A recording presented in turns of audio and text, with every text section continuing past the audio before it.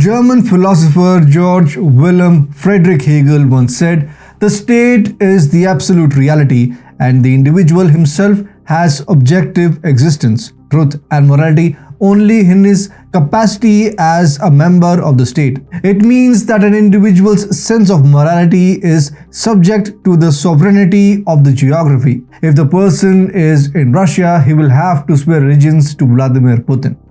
If he is in Iran, he will have to abide by the loyalty to Ayatollahs. Similarly, in modern-day America, they will have to surrender to the whims and fancies of the Democratic Party. If they tell him to accept that dudes can participate in girls' sports, the person won't have any choice other than accepting it. In essence, the crux of the matter is that most humans are not capable of having their own moral system.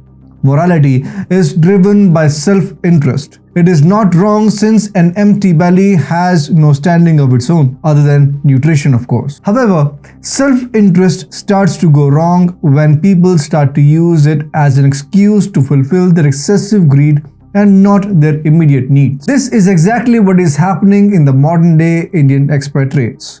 They rejoice when people in their native country cheer for them.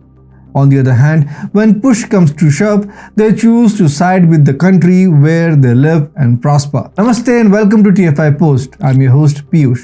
If you're watching us on YouTube, please subscribe and press the bell icon to get all the latest updates. If you're watching us on Facebook, do like, share and subscribe to the page.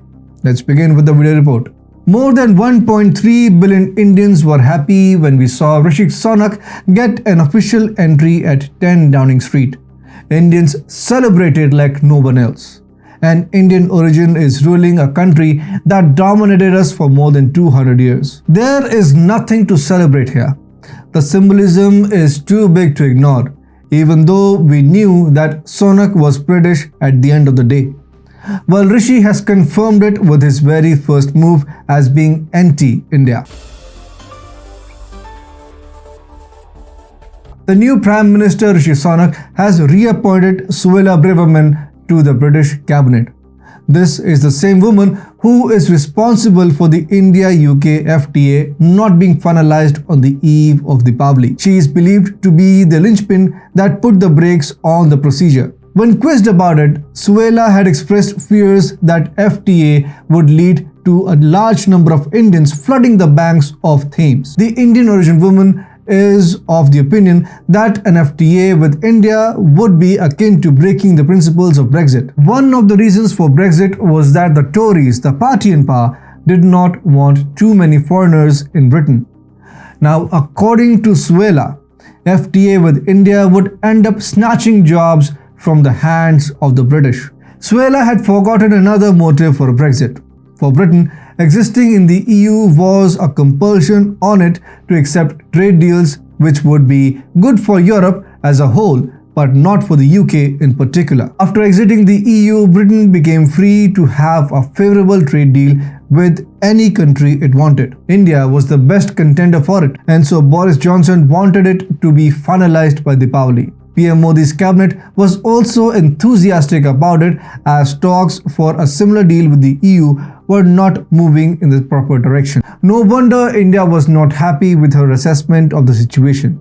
India expressed shock and disappointment at the disrespectful remarks. The proposed visit of PM Modi to the Iron Nation was also cancelled. He was expected to reach London to put the final stamp on the deal. Only one person was responsible for all this harakiri, and that was Suella.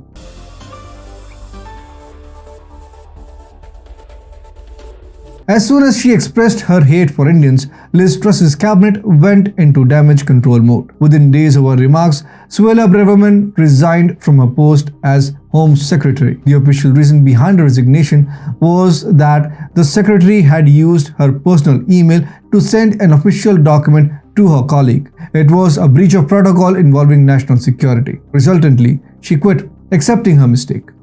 However, the resignation of the Home Secretary over such an issue was not digested by anyone. People at the top echelons of the British civil service accept that it was not a resignation-worthy mistake. Simon MacDonald, a former head of diplomatic services, termed Suella's email misadventure, quite bland in security terms. It belies common sense that Home Secretary was fired over such a mistake. These types of firings are commonplace in corporate culture, not in governance. Reports have emerged indicating that it was Liz Truss who asked her to quit and that the email scandal was just a cover. But there is another angle to the story, and that angle is connected to Sunak's elevation from Chancellor of the Exchequer to British Prime Minister. Suella is said to have played a key role in Rishi's elevation. Let me explain.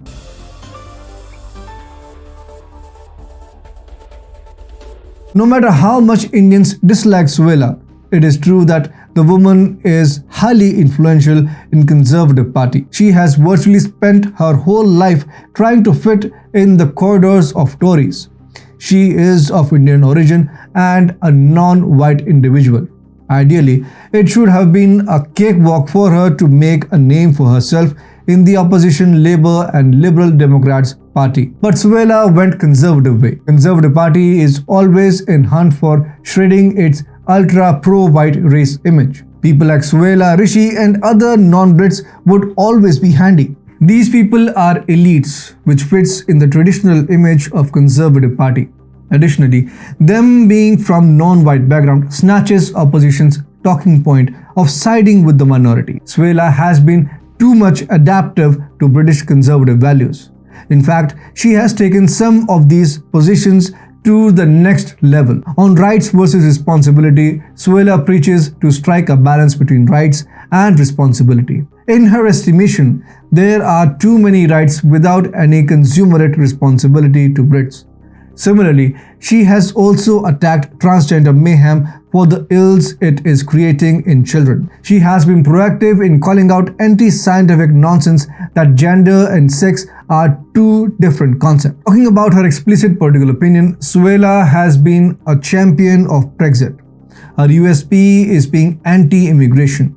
She does not want the people of India, her forefathers' country, to turn to Britain. Preserving British sovereignty and crown is her single most goal. Suella feels proud of the British Empire, which looted $45 trillion from India.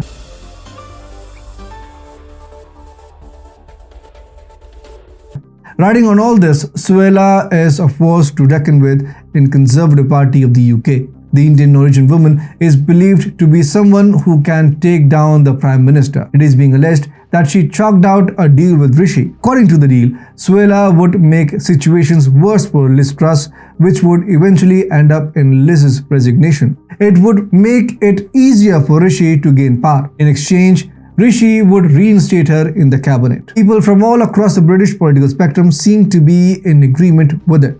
Keir Starmer, Labour leader, accused Rishi of doing a grubby deal with Suella. Starmer said, "We can all see what happened here. He's so weak. He's done a grubby deal trading national security because he was scared to lose another leadership election. There's a new Tory at the top, but as always with them, party first, country second." Now, voices of investigation into Suella's reinstatement are emerging from all quarters. Apart from opposition leader and Liberal Democrats, even her own party members are asking for it. Tories asking for inquiry include Caroline Nukes, chair of the Women and Equalities Committee, and Jake Berry, former party chairman. Whatever may be the result of the investigation, one thing is clear, that a trade deal with India is not the first priority of the Indian origin British PM named Rishi Sunak. Even if we assume that Suella deliberately tanked Liz Truss's cabinet, her anti-immigration record is not a healthy sign for India. The apprehensions are larger in political circles. Opposition has started to bifurcate Asians in two factions named elite and non-elite. Rishi Sunak's old video clip stating that he did not have working class friends is adding fuel to the fire. Nadia Edith Whittam, a young British MP, refused to call Sunak's prime ministership a win for Asian representation. She opined that Rishi has wealth and is politically connected, due to which he does not represent the poor state in which an average Asian lives in Britain. Elite versus non-elite foreign origin citizens are the new lens being developed by people all across the world. We Indians also need to start differentiating between both groups.